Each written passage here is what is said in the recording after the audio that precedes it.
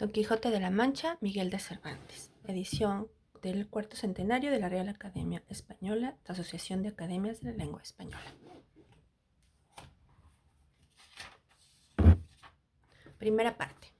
Del ingenioso hidalgo Don Quijote de la Mancha. Capítulo primero, que trata de la condición y ejercicio del famoso y valiente hidalgo Don Quijote de la Mancha. En un lugar de la Mancha, de cuyo nombre no quiero acordarme, no ha mucho tiempo que vivía un hidalgo de los de lance en astillero, adarga antigua, rocín flaco y galgo corredor. Una olla de algo más vaca que carnero, salpicón las más noches, duelos y quebrantos los sábados, lentejas los viernes, algún palomino de añadidura los domingos, consumían las 3 partes de su hacienda. El resto de ella concluían sayo de velarte, calzas de velludo para las fiestas con sus pantuflos de lo mismo, y los días de entre semana se honraba con su vellorí de lo más fino. Tenía en su casa un ama que pasaba de los 40 y una sobrina que no llegaba a los 20, y un mozo de campo y plaza que así ensillaba el rocín como tomaba la podadera. Frisaba la edad de nuestro hidalgo con los 50 años. Era de complexión recia, seco de carnes, enjuto de rostro, gran madrugador y amigo de la casa. Quieren decir que tenía el sobrenombre de Quijada o Quesada, que en esto hay alguna diferencia en los autores que de este caso escriben, aunque por conjeturas verisímiles se deja entender que se llamaba Quijana. Pero esto importa poco a nuestro cuento. Basta que en la narración de él no se salga un punto de la verdad.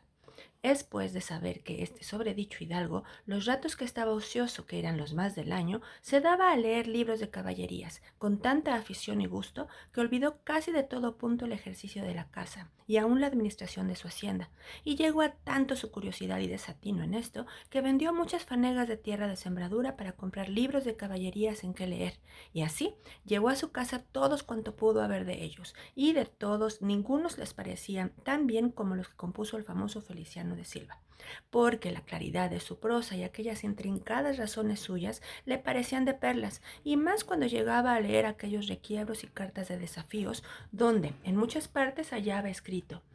la razón de la sin razón que a mi razón se hace, de tal manera mi razón enflaquece, que con razón me quejo de la vuestra fermosura.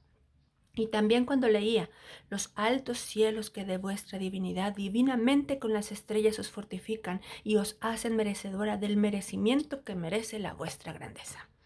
Con estas razones perdía el pobre caballero el juicio y desvelábase por entenderlas y desentrañarles el sentido, que no se lo sacara ni las entendiera el mismo Aristóteles y resucitara para solo ello.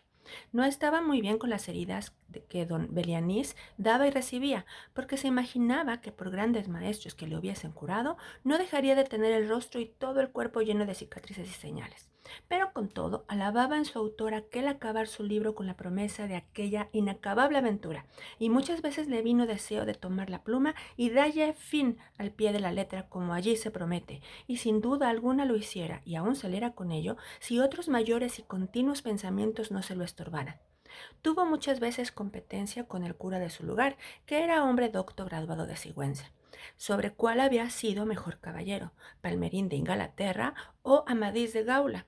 Mas maese Nicolás Barbero, del mismo pueblo, decía que ninguno llegaba al caballero del Feo, y que si alguno se lo podía comparar era don Galaor, hermano de Amadís de Gaula, porque tenía muy acomodada condición para todo, que no era caballero melindroso ni tan llorón como su hermano, y que en lo de la valentía no le iba en saga. En resolución, él se enfrascó en su lectura, que se la pasaban las noches leyendo de claro en claro y los días de turbio en turbio, y así, del poco dormir y del mucho leer, se le secó el cerebro de manera que vino a perder el juicio.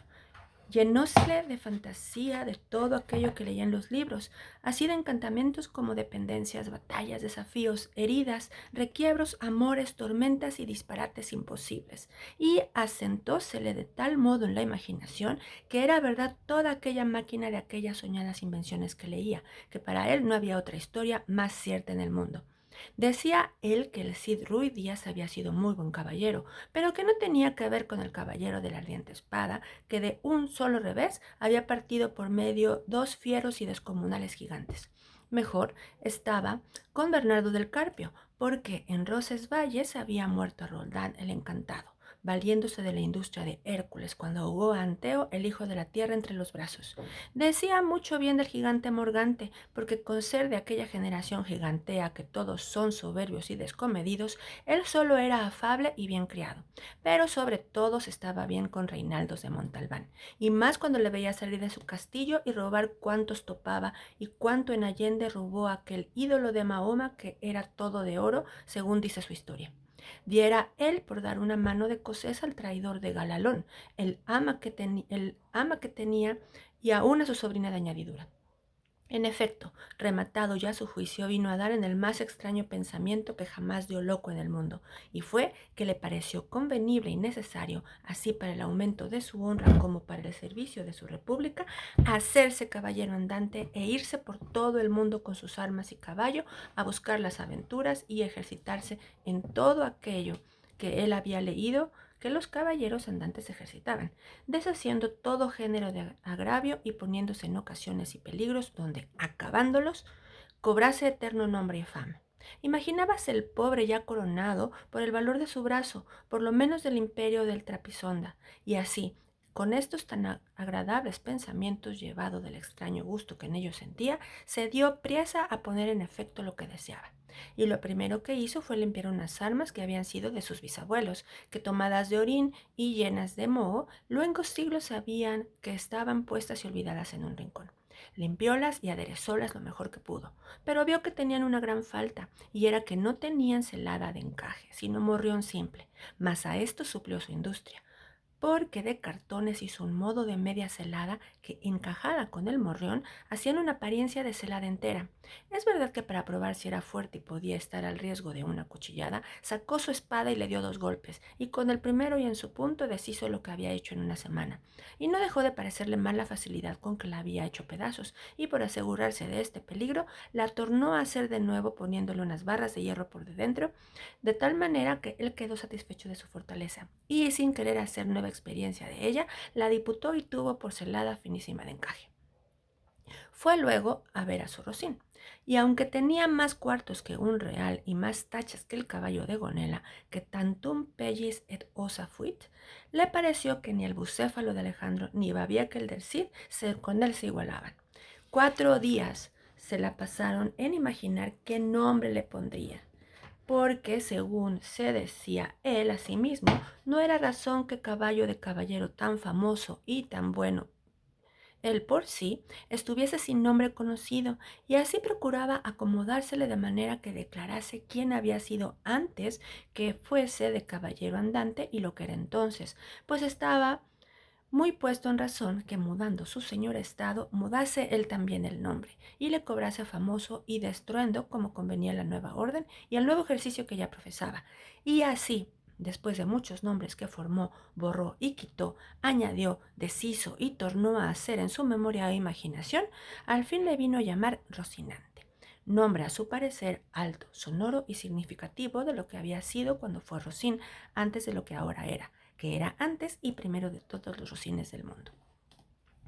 Puesto nombre y tan a su gusto, a su caballo quiso ponérsele a sí mismo, y en este pensamiento duró otros 8 días, y al cabo se vino a llamar Don Quijote, de donde, como queda dicho, tomaron ocasión los autores de esta tan verdadera historia que sin duda se debía de llamar Quijada, y no Quesada, como otros quisieron decir.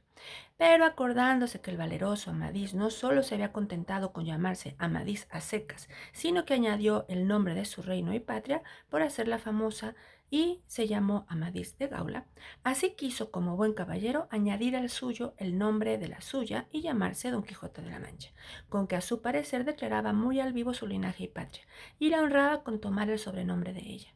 Limpias pues sus armas, hecho del morrión celada, puesto nombre a su Rocín y confirmádose a sí mismo, se dio a entender que no le faltaba otra cosa sino buscar una dama de quien enamorarse, porque el caballero andante sin amores era amor sin hojas y sin fruto y cuerpo sin alma, decíase él. Si yo, por malos de mis pecados o por mi buena suerte, me encuentro por ahí con algún gigante, como de ordinario les acontece a los caballeros andantes, y le derribo de un encuentro, o le parto por la mitad del cuerpo, o finalmente lo venzo y le rindo, ¿No será bien tener a quien enviarle presentado y que entre y se hinque de rodillas ante mi dulce señora y diga con voz humilde y rendida: yo, señora, soy el gigante Caraculiambro, señor de la ínsula Malindrania, a quien venció en singular batalla el jamás, como se debe alabado caballero Don Quijote de la Mancha, el cual me mandó que me presentase ante la vuestra merced para que la vuestra grandeza disponga de mí a su talante? Oh, cómo se holgó nuestro buen caballero cuando hubo hecho este discurso, y más cuando halló a quien dar nombre de su dama. Y fue, a lo que se cree, que en un lugar cerca del suyo había una moza labradora de muy buen parecer, de quien él un tiempo estuvo enamorado, aunque, según se entiende, ella jamás lo supo ni le dio cata de ello. Llamábase Aldonza Lorenzo, y a éste le pareció ser bien darle título de señora de sus pensamientos, y buscándole nombre que no desdijese mucho del suyo, y que tirase y se encaminase al de princesa y gran señora, vino a llamarla Dulcinea del Toboso, porque era natural de Toboso.